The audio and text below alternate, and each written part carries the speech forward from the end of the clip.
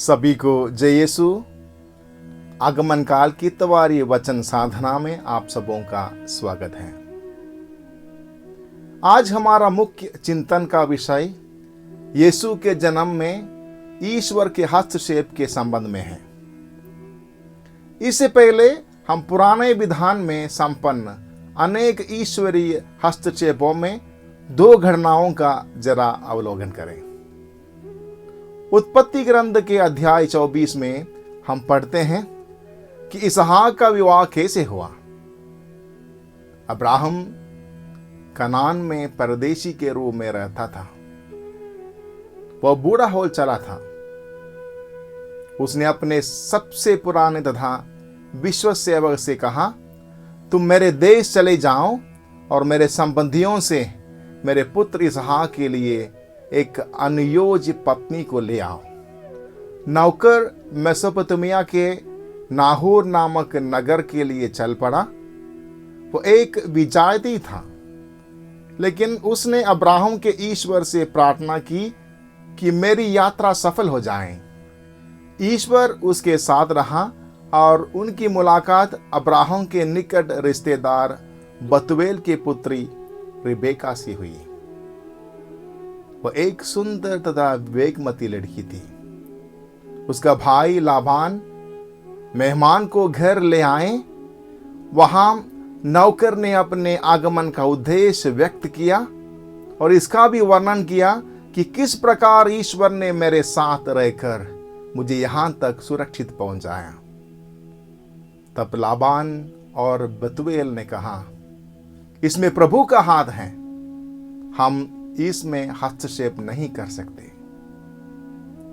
Rebecca यहां आपके सामने है। इसे अपने साथ ले जाइए, जिससे यह आपके स्वामी के पुत्र की पत्नी बन जाए, जैसे कि प्रभु ने कहा है। यह घटना साधारण पारिवारिक रिश्तों में भी ईश्वर के हस्तक्षेप को पहचानने वाले कुछ अच्छे लोगों की कहानी है।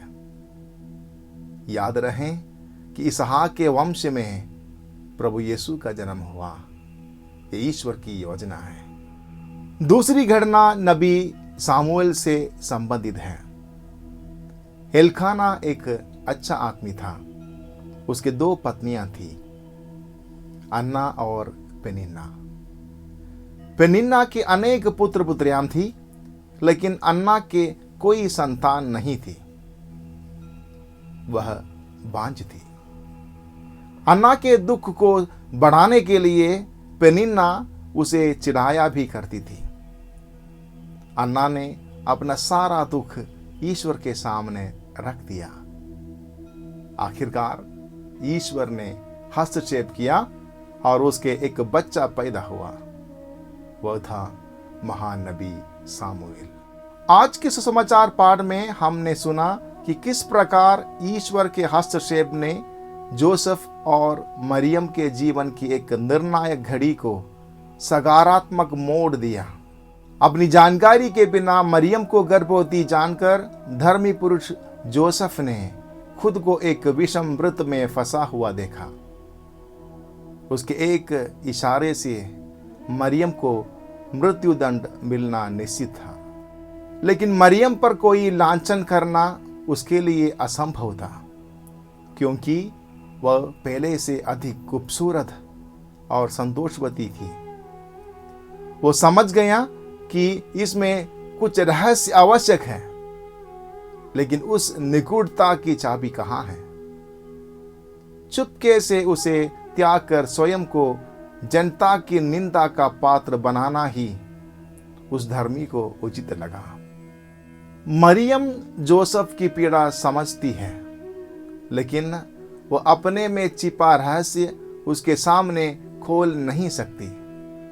नहीं तो जोसेफ में हीन भावना पैदा होने का डर था।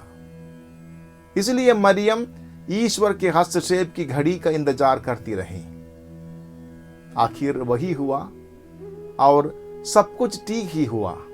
हमारे जीवन में जटिल समस्याओं का समाधान हम कहाँ ढूंढते हैं?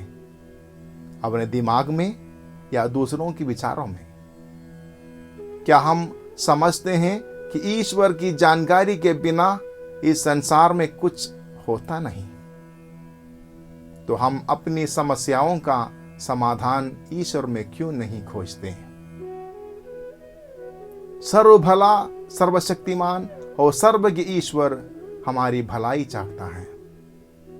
हम अपने जीवन में उस पिता के हस्तक्षेप के लिए प्रार्थना करें। धन्यवाद।